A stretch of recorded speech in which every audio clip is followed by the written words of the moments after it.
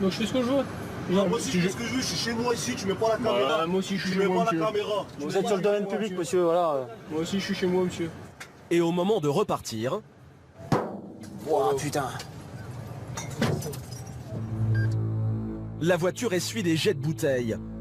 Les 3 gendarmes préfèrent se replier. Ouais, c'est vrai qu'on vient de passer dans le quartier, là, on s'est fait caillasser l'expert, on va vérifier ce qu'il y a. Là. Notre action dans le quartier n'est pas bien vue forcément. On a quand même, malheureusement, on a affaire à une majorité de délinquants, bien qu'il y ait des familles qui n'ont rien à voir au milieu. Maintenant, forcément, on est super mal vu dans le quartier, ils sont hostiles à notre action et donc régulièrement, quand on passe, on se fait insulter et caillasser. Vincent et ses camarades ont dû battre en retraite. Même très équipés, intervenir la nuit dans cette cité peut très vite virer à l'émeute. Voilà, mais comme je disais, là, on est 6 du psy ce soir, 4 de la brigade, on va descendre, on va tout de suite être en difficulté quand on doit intervenir, parce qu'il y a un requérant qui sollicite notre intervention dans le quartier. Bon voilà, il va falloir prendre nos précautions, pas intervenir comme on pourrait le faire n'importe où ailleurs. On n'a pas toujours l'effectif forcément pour canaliser une foule qui viendra se rassembler autour de nous, quoi.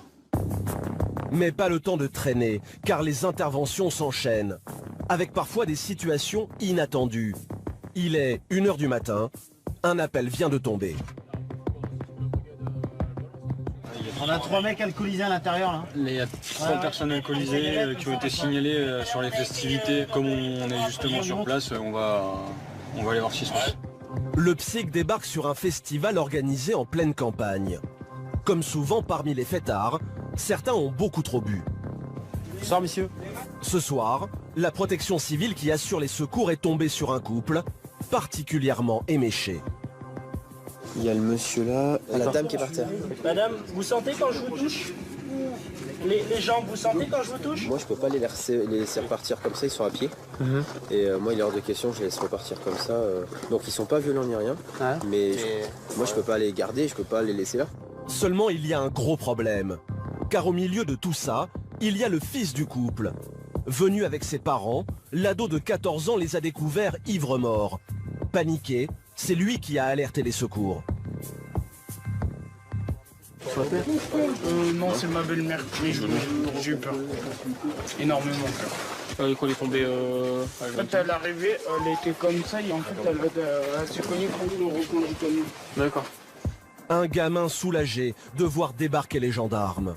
Son propre père, très alcoolisé, ne maîtrise plus du tout la situation. Et vous êtes le papa? Oui. D'accord. Vous n'êtes pas en état de vous en occuper de votre enfant là, donc oui, mais il est pris en compte, monsieur, votre enfant.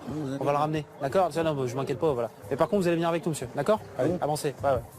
D'autres gendarmes sont arrivés entre-temps, car il faut aussi ramener sa belle-mère, incapable de marcher. On va se relever un petit peu, madame. Allez, mettez votre jambe gauche devant vous. Allez hop, et on se relève. Allez, voilà, c'est Yann. Tout bon, vous tenez? La route est droite, c'est moche l'alcool. Ok, nous, monsieur, on va le prendre en compte dans notre véhicule pour le ramener chez lui. Et puis après, madame, vous pouvez la prendre en compte, vous? Ouais. Ok, nous, on ramène monsieur.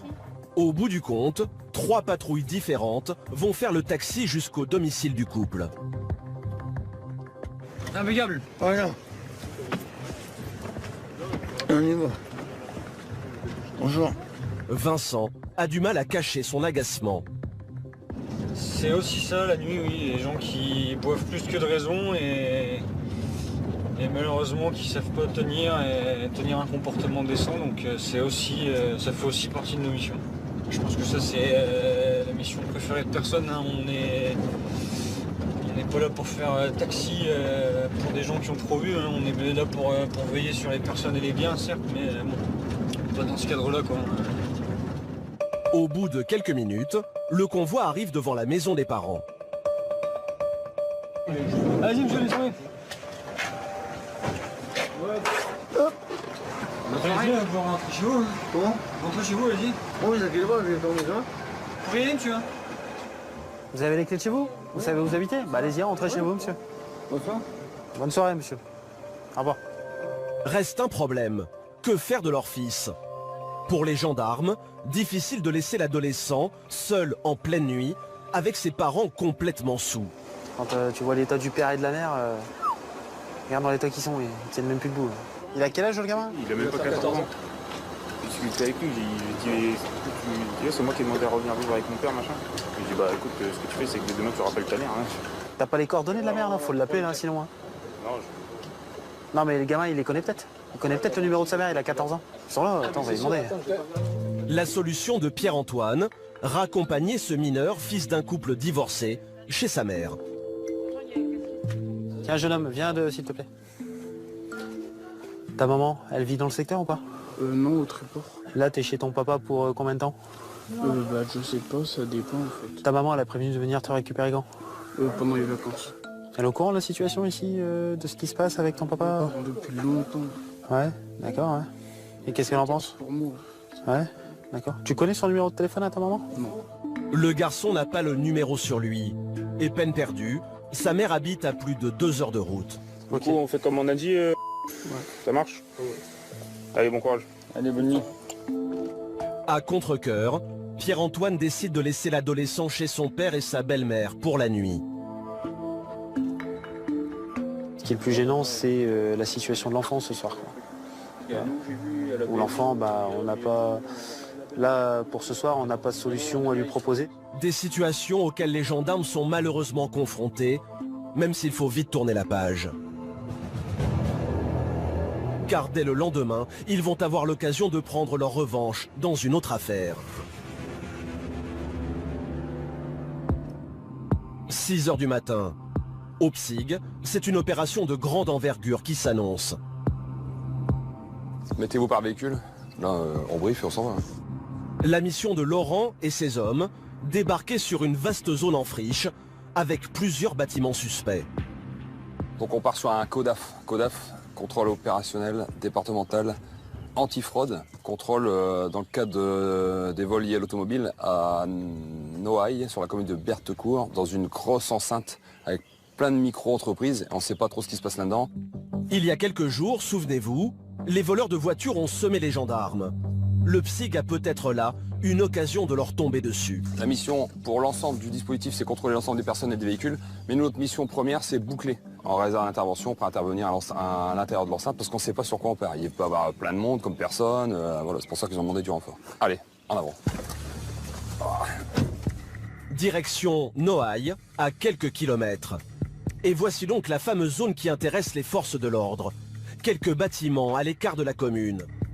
Mais les gendarmes sont loin d'imaginer sur quoi ils vont tomber. Ok, on va débarquer là. Faites le tour du bâtiment, je vais rester devant. Sur place, Laurent et ses hommes se déploient dans le silence.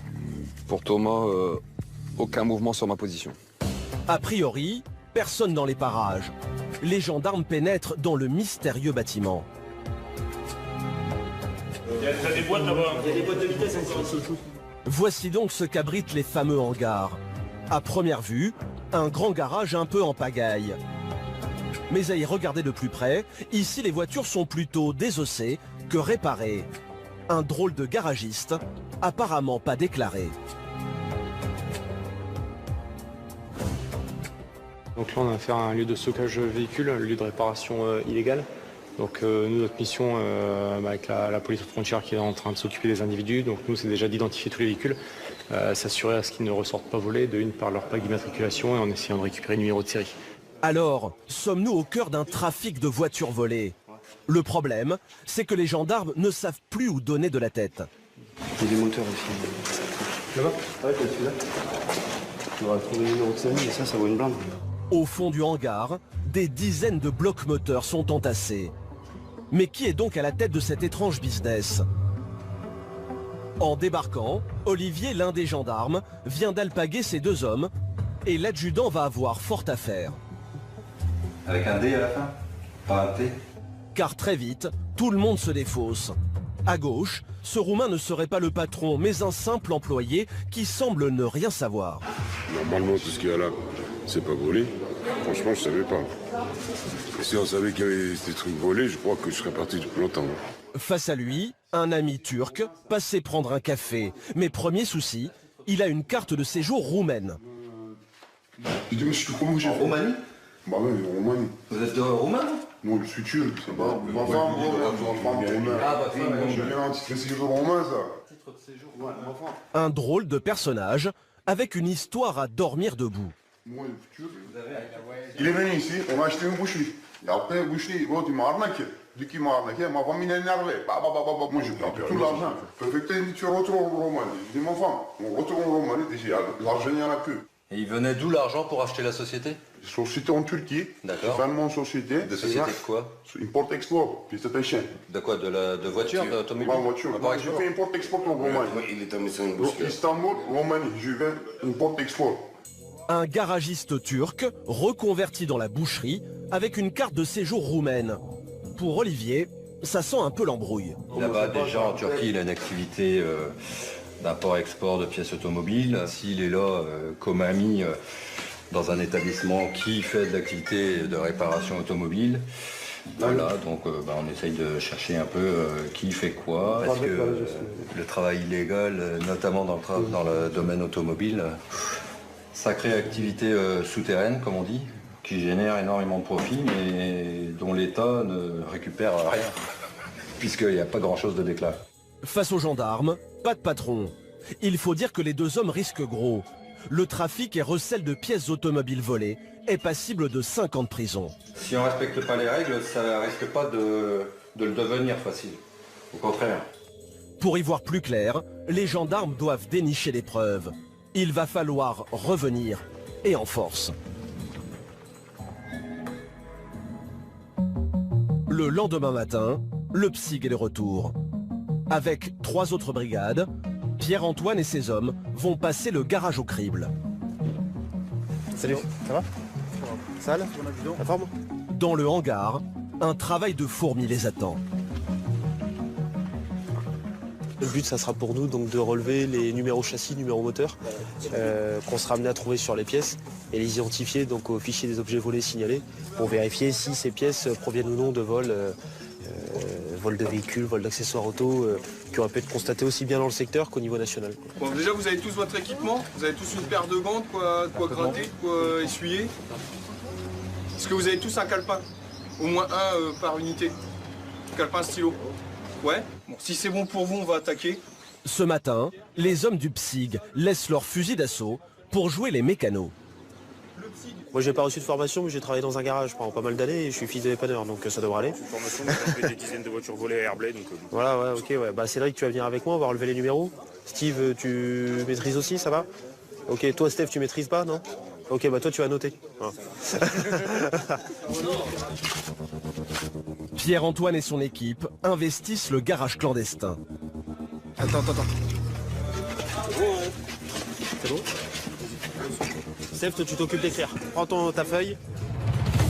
Les mains dans le cambouis, les gendarmes vont contrôler des centaines de pièces, comme ici le bloc moteur d'une grosse berline allemande. Alors 078 5 F à la fin. C'est ça? Ok.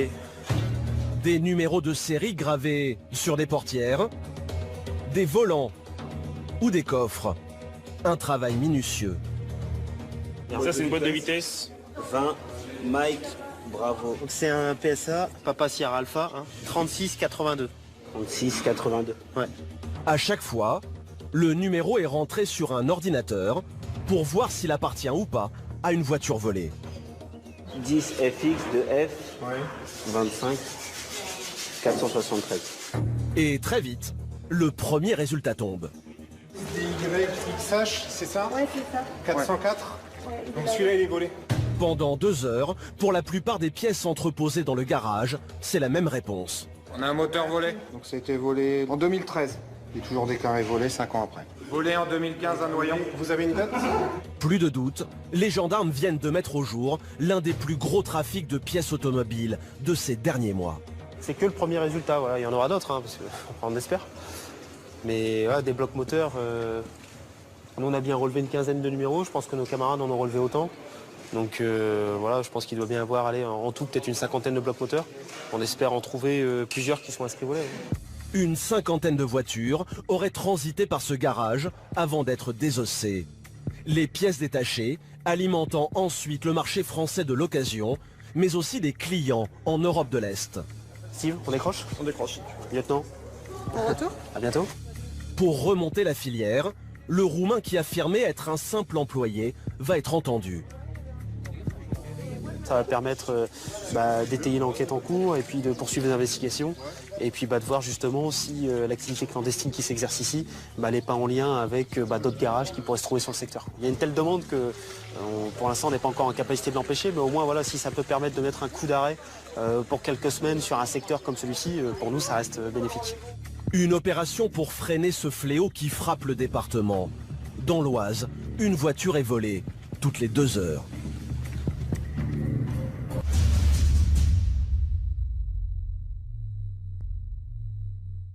Pour les 160 gendarmes de Méru, ces enquêtes de fond se mêlent aux opérations a priori ordinaires, notamment sur les routes où la nuit, il faut s'attendre à tout.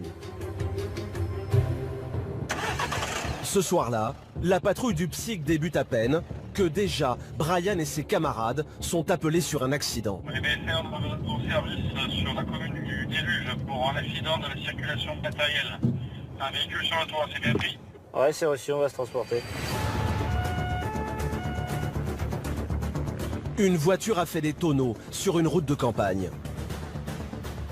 Le véhicule est sur le toit, donc il y a une gêne à la circulation, donc une possibilité de suraccident, donc là on va se transporter sur place. En pleine obscurité, les gendarmes découvrent la scène. Tony, mets ton gilet jaune. Après avoir heurté le bas-côté, le conducteur, indemne, a terminé sur le toit. La cause de l'accident est pour le moins surprenante. Bonsoir. C'est vous le conducteur? Ouais. Si c'est passé?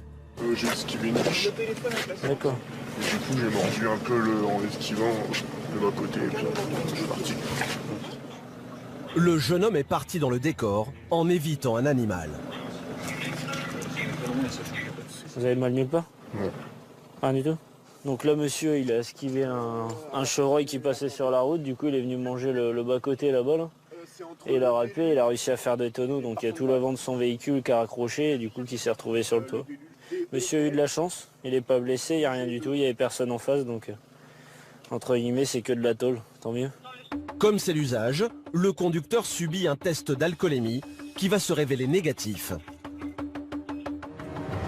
Malgré l'heure avancée, le jeune homme avait tous ses réflexes. Il l'a échappé belle au vu de l'état de la voiture. Le souci, c'est que sur les routes de Méru, d'autres usagers sont beaucoup moins alertes. D'ailleurs, à peine reparti, Brian et ses camarades repèrent un véhicule à la conduite suspecte. Oh putain. T'es prêt à noter la plaque Cette camionnette fait des embardées en plein centre-ville.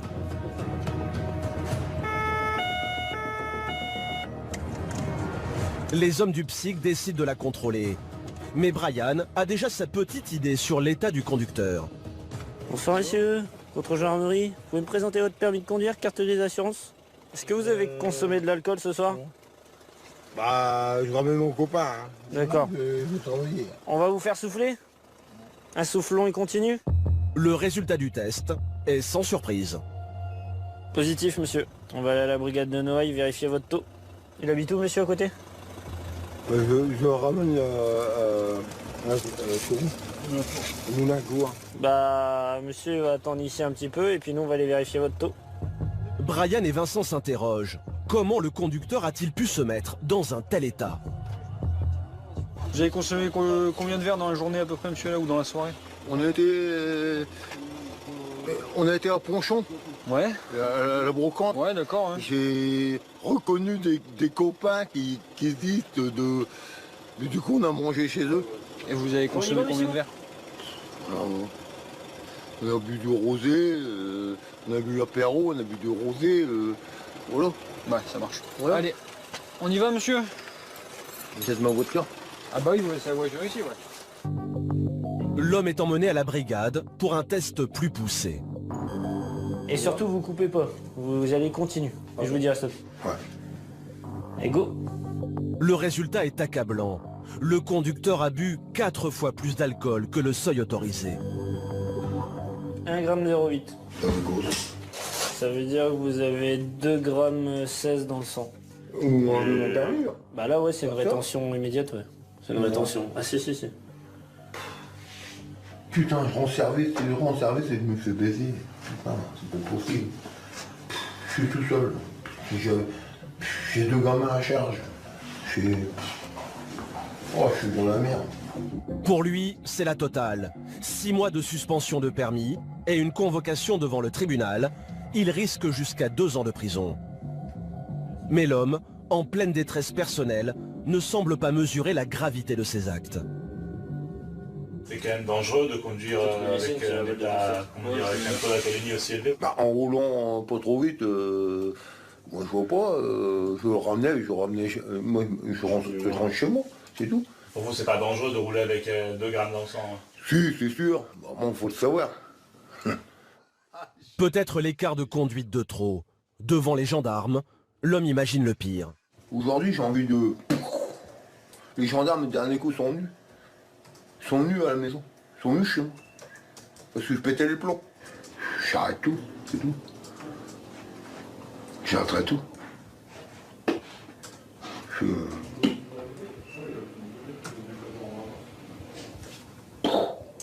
Là, c'est tout. Comme ça, il n'y a plus de soucis. Une dérive personnelle qui n'excuse rien pour Brian. Chaque jour, 3 personnes sont tuées sur la route à cause d'un conducteur qui a trop bu. Il est vraiment dangereux pour tout le monde et même pour lui-même, quoi, parce que là, avec une telle quantité d'alcool, on ne peut pas savoir sa réaction, quoi. On ne peut pas justifier un tel comportement par les aléas de la vie, quoi. Lorsqu'on est sur la route, il faut être à tout prix maître de son véhicule, donc l'alcool ne résout pas les problèmes et puis et elle en rajoute. Donc voilà. La justice devrait bientôt se prononcer sur son sort. Très bien, allez, à demain matin. Merci. Bonne nuit. L'an dernier, 62 personnes ont perdu la vie sur les routes du département. Un réseau routier, lieu de toutes les dérives, notamment avec des mafias qui, depuis quelque temps, y font prospérer un business vieux comme le monde. Ce matin-là, le psych de Méru compte bien perturber leurs affaires. Quentin et son collègue vont sillonner la départementale 1001 à la sortie de la ville. Vas-y, va voir à gauche. Un axe très passant où une nouvelle délinquance est en train de s'installer, la prostitution. On va contrôler les personnes, les prostituées, prendre leur identité, vérifier leur carte d'identité, leur passeport. On est là aussi pour leur protection parce qu'elles sont aussi victimes parfois de violences de la part de personnes qui viennent pour les fréquenter. Les gendarmes ne tardent pas à tomber sur 2 de ces prostituées au bord de la route. Bonjour. Vous avez des pièces d'identité, s'il vous plaît? Originaires des pays de l'Est, les jeunes femmes parlent à peine français. Vous êtes pas une nouvelle. Vous êtes là depuis longtemps, vous. La demoiselle, elle est là depuis longtemps ou pas? Désormais, la loi ne punit plus les prostituées pour racolage passif. Seuls les clients sont sanctionnés. D'autant que certains peuvent se montrer agressifs. D'ailleurs, la veille, un homme a harcelé les 2 jeunes femmes. Donc qu'est-ce qu'il a fait, ce monsieur? Était avec un poudre comme cocaïne, mais n'était pas blanche, c'était marron. D'accord. Un souci, vous n'hésitez pas, vous appelez. D'accord. Bonne journée.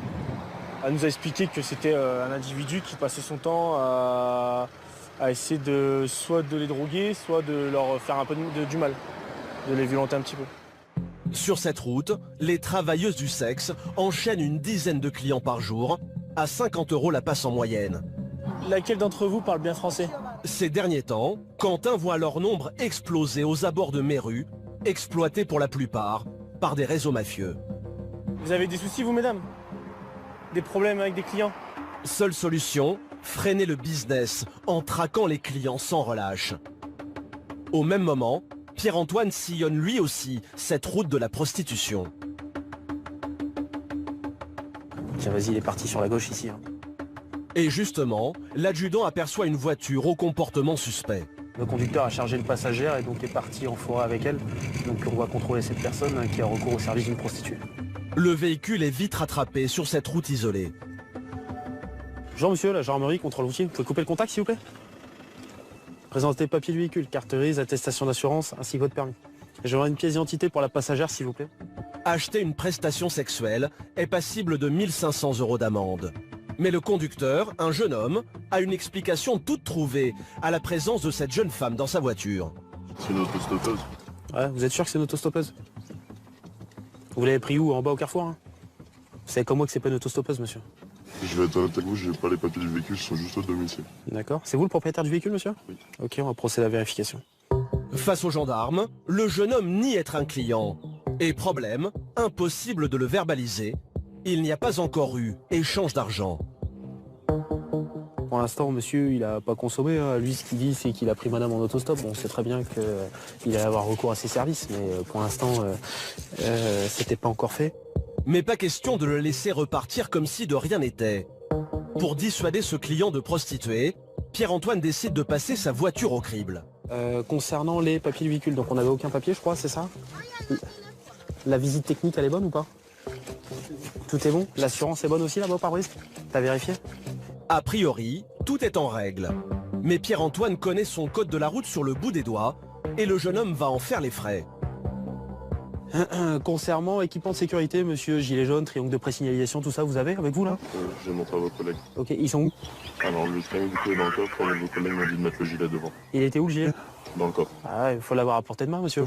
Ouais, je le savais pas. Ah bah ouais, monsieur, mais si vous devez descendre du véhicule, vous êtes victime d'un accident, ça se passe comment? Vous devez pas l'avoir dans le coffre, monsieur. C'est l'infraction, ça.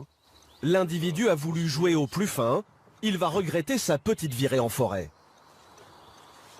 Donc il y a 2 contraventions. Il y en a une punie d'une amende de 11 €, une autre punie d'une amende de 35 € qu'il faudra régler. Ça sera tout pour aujourd'hui. Madame va descendre, va repartir à pied, vous allez repartir chez vous. D'accord? On sait très bien pourquoi vous êtes là. Bilan, près de 50 € d'amende. Le jeune homme n'aura pas dépensé son argent comme prévu. Allez, bonne journée. Ok, au revoir. Le but justement, c'est de te dissuader de revenir dans le secteur. Et nous, à terme, ça serait de pouvoir justement régler ce problème prostitution qui sévit sur la commune. Une prostitution à 80% étrangère que les gendarmes tentent de freiner malgré les réseaux qui opèrent le long de ces routes. Une délinquance omniprésente aux alentours de Méru, mais aussi en centre-ville, occasionnant des nuisances quotidiennes pour les habitants. Il est 16 h, Valentin et ses camarades sont appelés en intervention dans le centre de Méru. On rentre dans Méru là à l'instant. Parfait, nous on va arriver du côté piscine du coup. J'ai bien pris. Des jeunes à moto viennent d'être signalés. Ils conduiraient dangereusement aux abords du lycée. Là en fait on est en train d'essayer de stopper des personnes qui sont en motocross en fait, qui n'ont pas le droit de circuler ici, qui en plus mettent en danger les différentes personnes qui sont là agglutinées avec la piscine, etc. En arrivant sur place, Valentin ne tarde pas à repérer l'une de ces motocross. Elle est là. On vient d'en voir une sortir là, elle est au gymnase. À la vue des gendarmes, l'individu prend la fuite. Ralentis, ralentis, ralentis. Ralentis. En pleine sortie des cours, le jeune homme fonce, au risque de renverser quelqu'un. Fais gaffe, ralentis, ralentis. Ralentis. Pour Valentin, trop dangereux d'aller plus vite. Le motard va en profiter.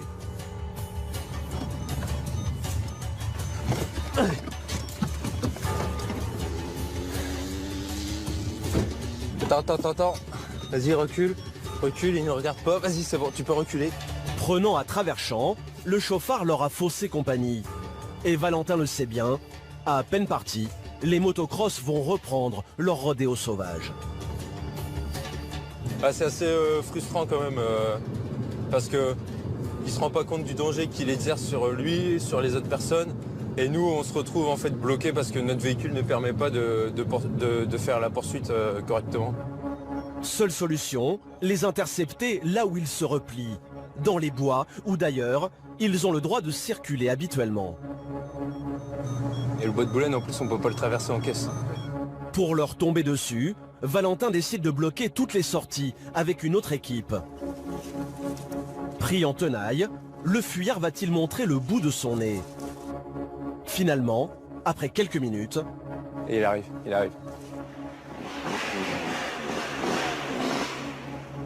À la surprise du PSIG, ce n'est pas le même pilote.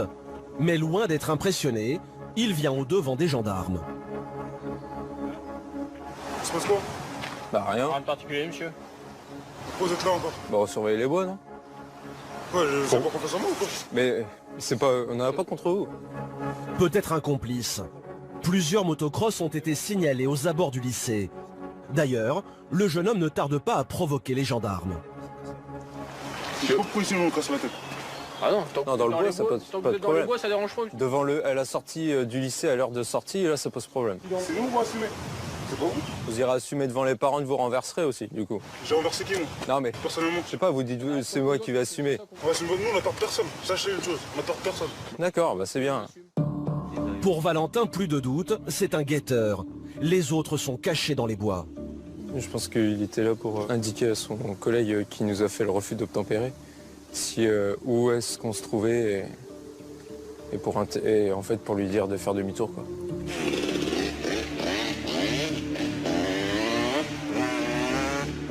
Pour lutter contre ces courses sauvages, une loi vient d'être votée, avec de lourdes peines à la clé, jusqu'à 2 ans de prison et 30 000 € d'amende. Mais parfois, la chance sourit aussi aux forces de l'ordre. Et pour ces jeunes chauffards, la sanction est alors immédiate. Au PSIC, ce jour-là, Valentin et ses camarades s'équipent avant de sillonner les routes de la région. À bord de leur voiture banalisée, personne ne les remarque. Et c'est justement ce qui va jouer un tour, un jeune des environs. Dans ce village, encore une motocross sans plaque. Au guidon de ces motos non homologuées pour la route, les pilotes prennent parfois tous les risques. Pourtant ce jour-là, surprise, le jeune motard met pied à terre. Bonjour. Bonjour. Vous pouvez retirer votre casque, s'il vous plaît? Alors... Je viens de sortir du garage tout de suite. Ouais. Je la rentre chez moi. Il a des papiers, le véhicule? Bah, elles sont chez moi, monsieur. Vous savez que c'est interdit? Bah, je viens de sortir de chez moi, monsieur, tout de suite avec mes gants, mon casque. Elle est toute froide. Touchez, vous allez voir. Je vous promets que je n'ai pas fait... Monsieur, vous avez circulé sur la voie publique avec un engin non homologué. On est d'accord? C'est un engin non homologué, vous avez circulé sur la voie publique. Je suis d'accord avec vous. Ok. Avec sa moto taillée pour les terrains accidentés, le jeune homme a emprunté cette départementale sans immatriculation. Valentin décide de l'embarquer pour un rappel à la loi. Circule avec un engin non homologué sur la voie publique. Donc forcément, il n'a pas le permis correspondant puisqu'il ne peut pas exister le permis. L'assurance n'existe pas non plus. Donc là, c'est un délit qu'il vient de commettre. Monsieur, donc je vous explique là. Je la pousse, je suis vraiment désolé, monsieur. Non, vous la poussez pas. Il y a mes collègues de la brigade de Noailles qui vont arriver. Pour la prendre? Pour venir vous chercher vous. Pourquoi? Parce qu'on va aller à Noailles, vous allez vous expliquer sur le fait que vous conduisez un engin non homologué sur la voie publique. L'affaire ne va pas en rester là. Le jeune homme tente de se défendre. Comme j'habite à l'entrée de Varlu, bah, j'ai préféré passer de l'autre côté de la campagne, pas au niveau des maisons pour pas faire beaucoup de bruit. Après, je suis pas passé à côté des voitures. Non, je sais bien, Je suis juste la ligne droite, il n'y avait aucune voiture, je pouvais me permettre. Mais pour Valentin, pas question de céder. Seulement, l'histoire ne s'arrête pas là, car le frère du jeune homme débarque à son tour pour récupérer la moto. Bonjour monsieur, avant de récupérer la moto, on va attendre un petit peu, on va attendre que mes collègues de la brigade arrivent. Et il va tenir un discours étonnant à son frère. La en moto de cross, frère. Les premières, deuxièmes, rentrer dans un champ, laisser de courser. C'est l'erreur de ta vie, frère. Arrête-toi jamais, jamais, jamais. Encore que je tombe sur des bons. Pas sûr que ce soit les meilleurs conseils que vous donniez à votre frère, monsieur. Voilà, si c'est un bon conseil, parce que regardez ce que vous me faites. Là, pour une fois, moi, je te donne le meilleur conseil. Sauf que votre frère, s'il a un accident avec la moto, là, il va payer toute sa vie. C'est pas grave. Je suis pas sûr que vous allez payer des centaines de milliers d'euros toute votre vie, monsieur. C'est pas grave. Il n'aura pas d'accident. D'accord, il n'aura pas d'accident. Une incitation à ne pas obtempérer. Visiblement, le grand frère n'a que faire de la loi. Salut, c'était monsieur sur la moto. Et il n'hésite pas à en rajouter une couche. Et la moto? Voilà, la moto, on est à la maison. Ça veut dire que je peux monter dessus, je peux la démarrer? Non. Bah non, monsieur, sinon vous allez vous retrouver dans la même situation que votre frère. Je vous mens pas. Putain, vous voulez m'arrêter, moi je me sauve, monsieur. Refus d'obtempérer maintenant. Je plaisante, je rigole avec vous. Un grand frère qui donne le mauvais exemple et assume totalement. Moi, il t'a arrêté. Il est trop bête. Il est trop bête de savoir arrêter. De s'être arrêté déjà. Il est trop bête. Là, regardez la faute. Perte de temps. Bon allez, en voiture, c'est bon. De quoi agacer Valentin. Je pense que demain, il refera exactement la même chose que son frère, sans avoir la moindre conscience des risques, que s'il a un accident, aucune assurance ne le prendra en charge et qu'il risquera de payer toute sa vie les dommages qu'il pourrait causer à un tiers. Et si lui se cause des blessures à lui-même, il ne sera pas pris en charge. Quelques jours plus tard, le jeune motard écopera d'un rappel à la loi. Une lutte quotidienne contre la délinquance. Pour les 160 gendarmes de Méru, la seule solution pour maintenir le calme dans cette région sensible. L'an dernier, le nombre des crimes et délits a baissé de 7% dans le département. Dans le prochain épisode, ces gendarmes de choc vont avoir fort à faire avec les caïds des quartiers chauds de Méru. Moi je suis pas un enfant. Regardez mon casier judiciaire et tu me rappes. Vous me parlez bien après. Vous me parlez bien après. Faites peur à personne. Parmi les priorités de Vincent et son équipe, appréhender un psychopathe laissé libre dans la nature. Mets-toi en parler. Montre les mains. Montre les mains. Une région minée aussi par les cambriolages, avec des gangs de voleurs particulièrement audacieux. Quand il était fermé, d'accord. Il me dit, il semblerait que le drone de mon petit-fils soit tombé dans votre jardin. Pour leur mettre la main dessus, Réginald, cet enquêteur hors pair, va mener des investigations pleines de rebondissements. C'est peut-être votre femme qui a profité de votre sommeil pour vous prendre votre téléphone et partir dans le lys. Non, mais ma femme ne serait pas venue dans le lys avec mon téléphone. Mais en tout cas, ma théorie est plus cohérente que la vôtre. Sur les routes, Mathieu, gendarme inflexible, traque les chauffards, souvent inconscients, des risques qu'ils font prendre aux autres. Vous allez où comme ça? Je vais à l'aéroport, je suis très pressé. Là, vous n'avez pas roulé beaucoup à 180, vous n'avez plus de permis. Eh ouais. Des gendarmes en action au cœur du prochain épisode d'Enquête sous haute tension. Où sont?